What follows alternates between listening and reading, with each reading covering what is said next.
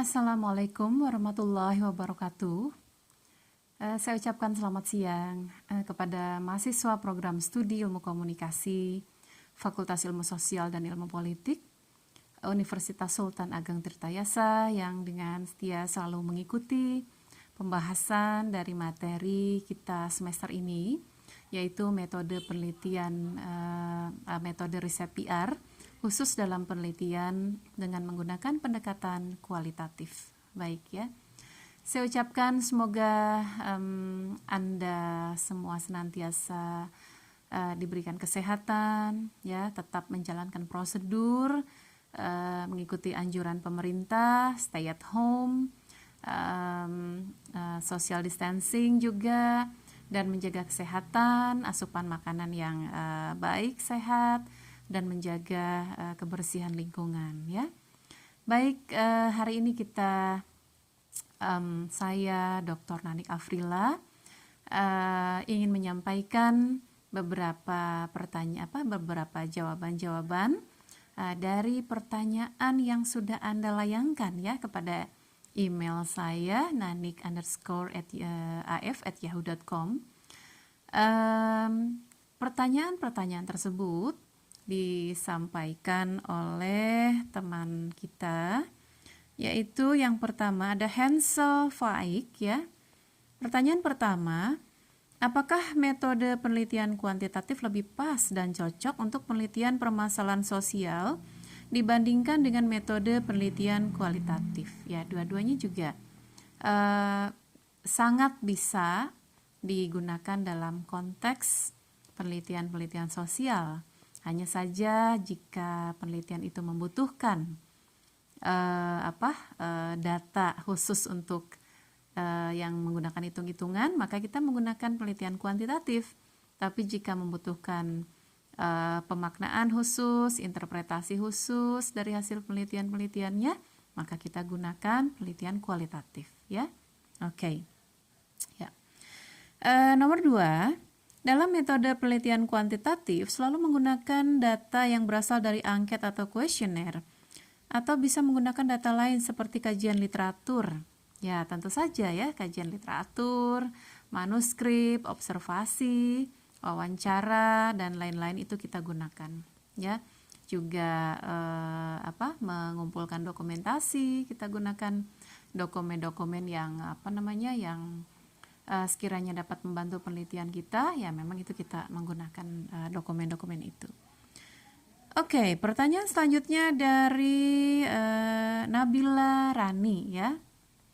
Nabila Rani, untuk penelitian kuantitatif kita tentukan terlebih dahulu teori yang digunakan, baru memilih judul. Nah, untuk penelitian kualitatif sistematisnya seperti apa? Sistematikanya sama seperti itu ya. Tidak sama seperti kuantitatif, tapi sistematikanya sama seperti penelitian kualitatif pada umumnya. Kita harus ke lapangan dulu ya, kemudian mencari data-data yang dapat mendukung penelitian kita, baik dari artikel-artikel, dari literatur yang terkait ya, dan dimulai dari alur induktif ke deduktif ya, demikian. Pertanyaan selanjutnya dari Rindi Damayanti, peneliti kualitatif lebih profesional dalam menguasai teori. Tapi bagaimana jika hal tersebut kebalikannya? Apakah hal tersebut syarat utama dalam melakukan penelitian kualitatif? Tidak juga peneliti kualitatif lebih profesional dari peneliti kuantitatif ya. Karena penelitian itu adalah karya ilmiah, jadi harusnya idealnya peneliti itu profesional dalam memahami teorinya sendiri, begitu ya. Nah, dari Muhammad Dika Eka Firdaus, apakah bisa judul kuantitatif dijadikan judul kualitatif? Misalnya efektivitas komunikasi humas Pondok Pesantren Ar-Rahman terhadap pemahaman informasi guru pengabdian. Nah, jadi begini, penelitian kuantitatif itu judulnya tidak bisa sembarangan diubah-ubah ke penelitian kualitatif, atau tidak sedemikian ringkas seperti itu. Tetap prosedur-prosedur penelitian kuantitatif harus dijalankan, prosedur penelitian kualitatif tetap dijalankan ya. Kalau judulnya seperti yang tadi, itu masuknya ke penelitian kuantitatif, ya, karena dia ada efektivitas, itu menghendaki adanya perubahan dari yang tadinya tidak tahu menjadi tahu, yang tadinya sikapnya dislike menjadi like, yang tadinya tidak membeli misalnya jadi membeli. Nah, itu semua diukur dengan hitung-hitungan ya statistik, ya. Nah, untuk kualitatif tetap saja kita berarti harus mencari permasalahannya dulu di lapangan dengan cara melakukan wawancara, studi literatur, ya, membaca banyak referensi, dan semua itu prosedur yang harus dilalui untuk penelitian kualitatif, ya. Baik, kita menuju Chandra Kirana. Apakah riset kuantitatif bisa diubah menjadi riset kualitatif? Itu tadi ya, sudah dijelaskan. Kurang lebih seperti itu. Kemudian pertanyaan kedua,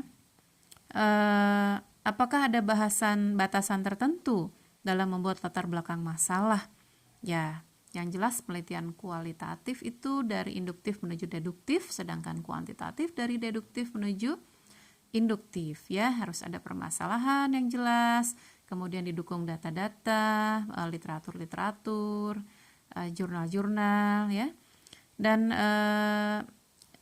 dari judul saya, pengaruh komunikasi public relations terhadap pembentukan citra perusahaan, jika diubah menjadi strategi komunikasi public relations dalam membentuk citra perusahaan, bagaimana? Begini ya. Nah, pengaruh komunikasi public relations, nah, berarti itu sudah terjadi, ya. Komunikasinya sudah terjadi, lalu kita ingin meninjau pengaruhnya. Berarti itu termasuk penelitian post facto, ya. Kemudian katanya ingin diubah menjadi strategi komunikasi public relations. Kalau strategi itu baru mencari cara, ya, cara membuat bagaimana perencanaan dia itu berhasil menggunakan strategi apa. Itu masih pra, belum dilakukan. Jadi yang mana sebenarnya yang Anda mau teliti? Mau yang sudah terjadi kasusnya atau yang belum terjadi? Kalau yang kualitatif tadi itu belum terjadi, tapi kalau yang kuantitatif itu sudah terjadi. Jadi Anda tinggal memilih yang mana terlebih dahulu yang akan dikerjakan. Karena kita kalau ke lapangan, misalnya kita ingin mencari penelitian, ingin meneliti tentang pengaruh komunikasi public relations, nah itu apakah betul sudah ada terjadi kasusnya? Atau yang strategi tadi, apakah memang mereka sudah membuat strateginya? Atau malah belum sama sekali? Nah, itulah diperlukan adanya tinjauan ke lapangan, ya, namanya itu observasi, ya, begitu. Jangan sampai kita sudah menuju bab 3, bab 4, tapi ketika kita akan ke lapangan ternyata kasusnya tidak ada. Nah, itu beberapa mahasiswa saya mengalami hal seperti itu, sehingga dia harus membuat judul baru, ya. Nah, selanjutnya untuk membuat identifikasi masalah, bagaimana cara mengaitkan teori yang digunakan agar sesuai dengan latar belakang masalah? Baik, begini ya, kalau latar belakang masalah kita membahas tentang kredibilitas dan motivasi, untuk meningkatkan motivasi, maka kita cari teori kredibilitas dan teori motivasi, ya. Jika kita membahas tentang masalah budaya perusahaan, maka kita cari teori-teori budaya perusahaan. Jika kita membahas tentang promosi, bagaimana cara promosi, taktik-taktik marketing, kampanye, ya, bagaimana cara mengkampanyekan sesuatu program. Nah, kita cari teori-teori yang tergabung dalam payung domain pesan. Begitu ya, ingat ada 8 domain, ada pelaku komunikasi, pesan, hubungan, kelompok, organisasi, media, budaya, dan masyarakat. Nah, kita masuk domain yang mana? Begitu, supaya mempermudah penelitian kita, ya. Selanjutnya ada pertanyaan dari Nita Filanta. Nah, dalam materi dijelaskan bahwa salah satu karakteristik penelitian kualitatif itu holistik. Maksud dari holistik itu apa? Baik, begini ya. Kalau dalam penelitian kuantitatif ada yang namanya dengan istilah bracketing atau pemisahan-pemisahan. Di sana ada aspek kognitif, afektif, dan konatif, ya, dipisah-pisahkan seperti itu. Tapi kalau dalam kualitatif istilahnya hanya satu, misalnya self, gitu ya. Nah, kemudian dalam kuantitatif misalnya ada lagi istilah komunikator dengan komunikan. Nah, dalam kualitatif itu istilahnya hanya satu, misalnya aktor, begitu. Ya, jadi seperti itu. Karena di dalam kuantitatif aspek-aspek tadi akan dihitung, ya, akan dihitung perubahan pengetahuannya, aspek pikirnya dari yang tidak tahu menjadi tahu, aspek sikapnya dari yang dislike menjadi like, begitu, yang tidak ingin membeli jadi ingin membeli. Nah, tapi kalau dalam kualitatif kita akan mencari, menginterpretasi makna-makna dari apa yang kita teliti. Jadi itulah perbedaannya antara penelitian kuantitatif dengan kualitatif, ya. Nah, selanjutnya dalam PPT dijelaskan bahwa salah satu karakteristik penelitian kualitatif itu memiliki aspek emik. Baik, emik itu artinya orang dalam, ya. Orang dalam, orang yang kita wawancarai secara langsung untuk mengetahui apa yang kita teliti. Dan kita menjadikan diri kita sebagai instrumen, ya, di dalam penelitian. Tetapi kalau dalam kuantitatif kita sebutnya aspek etik, ya. Etik itu adalah nilai-nilai, indikator-indikator, teori-teori itu peneliti yang menentukan berdasarkan sudut pandang peneliti. Sedangkan emik berdasarkan sudut pandang yang diteliti. Nah, jadi seperti itu kurang lebih, ya. Kemudian ada lagi pertanyaan dari Tasya Aulia. Apakah saat membuat bab 1 kualitatif diperlukan penelitian terdahulu? Yes, ya.